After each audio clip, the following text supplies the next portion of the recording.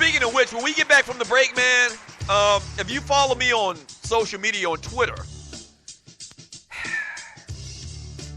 I just got fed up yesterday, man. And I went after, to a degree, a cat, man, that I respect so much, man. I had to go at him. We'll talk about it up next when we get back from the break. And then we'll read some of your chat. I mean, but it had to be done. I'll tell you about it when we get back. Don't go away.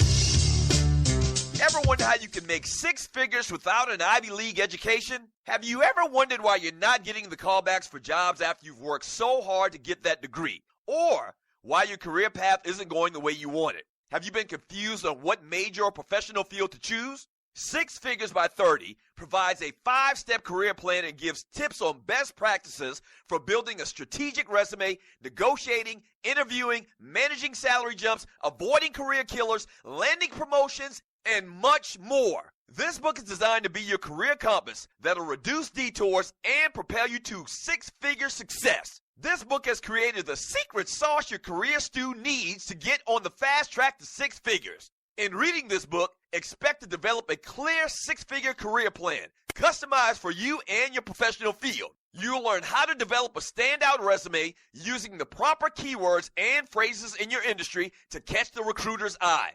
You'll also learn ways to navigate salary increases, interview do's and don'ts, managing your brand, navigating job or career changes, and much more. Why gamble with no plan? Bet on your success. The first step is believing you can do it, and the next step is cracking this book open and getting started. Don't waste another day procrastinating. Purchase on Amazon or by going to the website, sixfiguresby30.com. That's the number 6figuresby30.com. Sixfiguresby30.com. The Sleeper Pick, the guy only you believe in. In 1 week fantasy football on DraftKings, he can be the difference. So trust your gut. Trust your numbers. Trust your Uncle Vito if you want. But know this, that sleeper is out there. The question is, who's going to play him? This is DraftKings. Welcome to the big time. To create your account, click on the banner link on thedougstewartshow.com or the Doug Stewart Show app. Do you have your own radio show? Are you an artist or a DJ? BB Mobile Apps is the solution for you. They specialize in creating mobile apps for entertainers. That's right. You can have your own mobile app where your followers can hear your shows or music, watch your videos, and view all your social networks in one place. You can even make money with banner ads and send push notifications directly to your audience to make sure they get your messages. Everyone has their phones on them, right? A mobile app will add credibility to your brand because your content will be accessible to them while they're on the go. BB Mobile Apps also makes apps for bloggers, actors, and producers. The process only takes about 20 minutes. Just go to bbmobileapps.com and click Get Started Now. That's bbmobileapps.com and tell them the Doug Stewart Show sent you. Footballsportsapp.com. What is it? It's the first live action mobile sports app played in real time and a cool way to immerse yourself in the game. Make coaching calls just like the pros. Check out the video. Download for free this fall and register now again at footballsportsapp.com. Want to be part of this new exciting technology and make money? Fill out the short form at the bottom of the website and mention TDSS. Again, footballsportsapp.com. Yes, sir. The Great Woman Wednesday. Yes, sir. Kai Toy Johnson. Shots out, Kai Toy.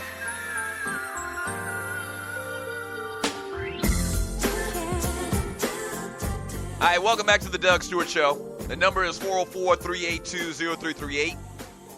You can also email me at doug@thedougstewartshow.com.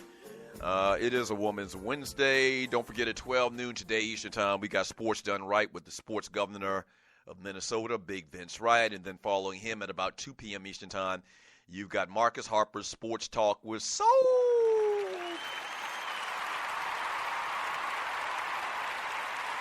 So, man, yesterday I did something, and I don't even know if it even, got to him. I don't even know if this guy checks his Twitter to this extent or even cares that somebody has a different opinion from him. But yesterday I'm watching PTI, and you're listening to the Doug Stewart Show. I'm watching PTI, and for the second day in a row, Mike Wilbon goes off on Cam Newton and in effect talks about the fact that he should stop trying to run the football and just, play quarterback, I guess, the traditional way. Now, y'all know, if you listen to this show,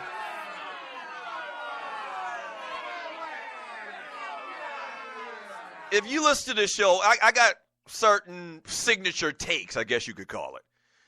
And one of them is dual threat / New Jack / black quarterbacks in the NFL. You know that. And so I watched this once again. I was like, wait a minute. When he said it, talking about Cam and, the hits that he's been taking and, the fact that he hadn't been playing great football this year, I said to myself, wait a minute. He said the same thing yesterday and bashing Cam Newton about his style of play.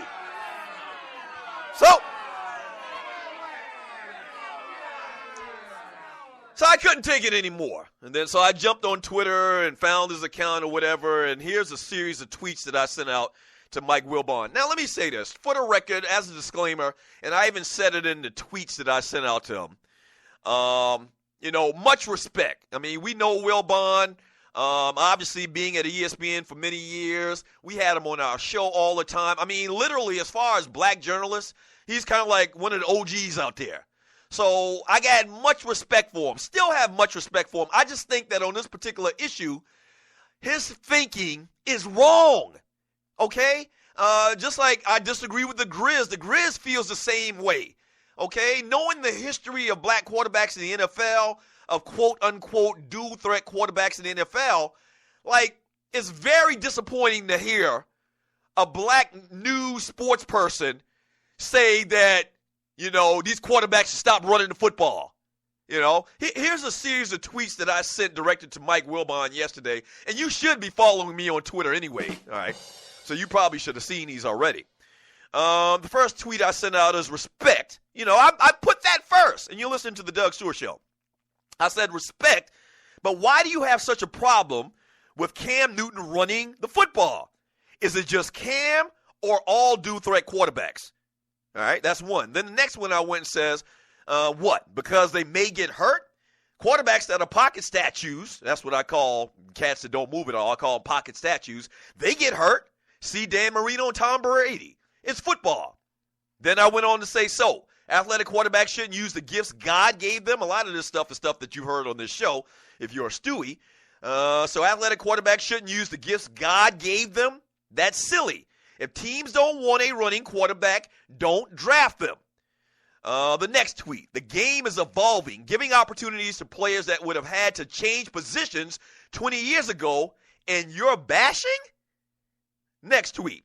Deshaun Watson, Lamar Jackson, Greg Ward Jr., not to mention a multitude of New Jack quarterbacks. That's the phrase that I coined, New Jack quarterbacks,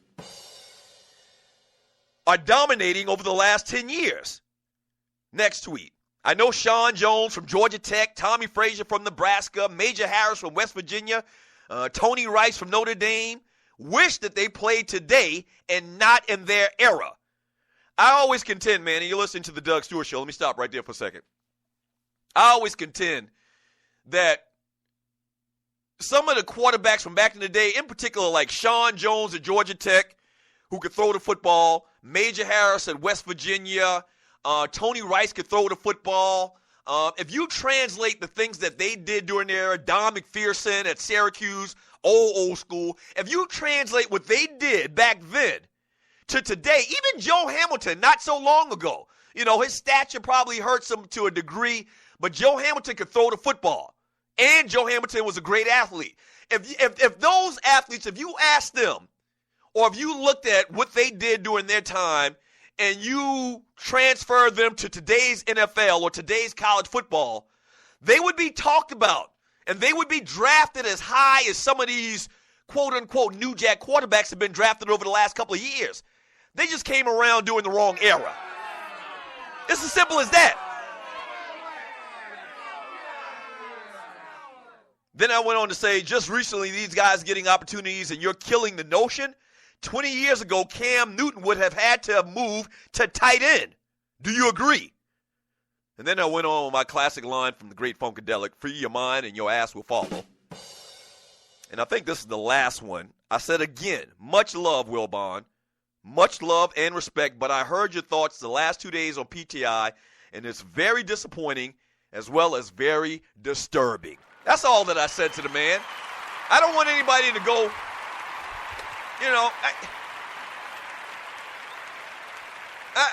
I don't want anybody to say that I tried to go at him hard or I tried to start a fight with Mike Wilbon, but it was very disturbing to me. And I like Mike Wilbon. Once again, I think he's an OG in this game. I do, but I think he was wrong.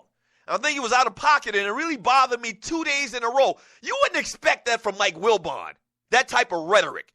And I wish that we had a way to go back and listen to some of the comments that he made, but trust me on this, I'm not embellishing this at all. Both days, I'm just casually sitting there, having a little cocktail or whatever on the couch, and both days he's like, Cam Newton should stop running. Stop trying to be a running back. I think he said something to that degree. Stop trying to be a running back, which is the most asinine thing in commentary that I think that I've ever heard in my life, man. So, no, I didn't go at him. I didn't try to start no fight. Respectfully, I question him and his thoughts on black quarterbacks in particular, athletic quarterbacks, dual-threat quarterbacks, in today's NFL. I expect that from Jason Whitlock.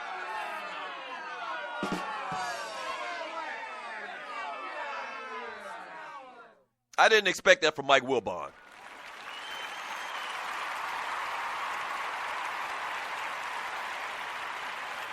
That's all. That's all. And, man, I just gave a little short list of quarterbacks that were, just tremendous. I mean, the greatest example of that is Warren Moon. I mean, you made a future Hall of Fame. And Warren Moon wasn't even really a running, dual-threat quarterback. I mean, I guess he could probably much better in his younger days, but Warren Moon was a cat that stood in the pocket. But Warren Moon had to go play in Canada. Hall of Fame Warren Moon. A lot of people can make a good argument that maybe one of the best quarterbacks to ever play the game or the top one or two quarterbacks to ever play the game. Doesn't have the hardware, doesn't have a lot of rings, but the man had to go play in freaking Canada. I go back to cats like Jamel Holloway at Oklahoma. There's been so many great, quote-unquote, dual-threat quarterbacks, cats that had been given the God's ability or the ability from God to run the football and move the chains with their legs. And there's one thing, I may have missed one of the tweets, but, I think I was responding to another guy that saw the conversation. And, he talked about how, why back in the day you never heard this about Randall Cunningham. No one ever had a problem with Randall Cunningham running the football. And what I said to that person was, Cunningham back during the time was an outlier. Cunningham was just one guy. There was really no thought at that time of Randall Cunningham being kind of like the prototype for that position 25 years later. Oh, Randall Cunningham, he runs the football. No big deal. Nothing to get up in arms about.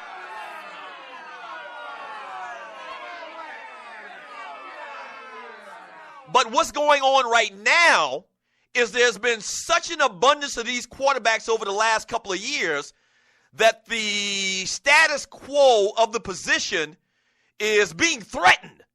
It is. I mean, think about it. Think about the quarterbacks that have been successful in college football itself over the last 10 years, as well as transferred that to the NFL. There's always, or there's almost some type of concerted effort by some media people to denigrate and